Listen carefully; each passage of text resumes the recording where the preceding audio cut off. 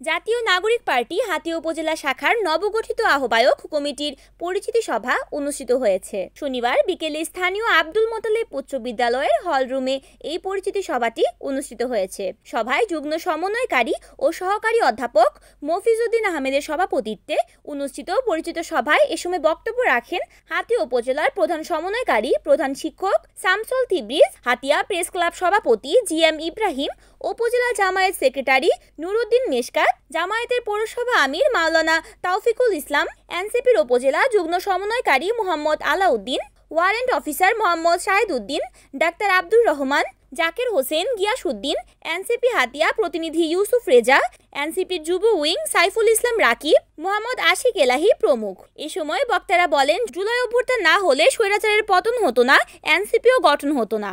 সমাজের প্রত্যেককে দলের সাথে কাজ করার লক্ষ্যে কোনো রাজনৈতিক ভয়ভীতি না পেয়ে এনসিপিকে সমর্থন করার আহ্বান জানান তারা। রিপোর্ট করেছেন নোয়াখালীর প্রতিনিধি হানিফুদ্দিন সাকিব, NAN TV।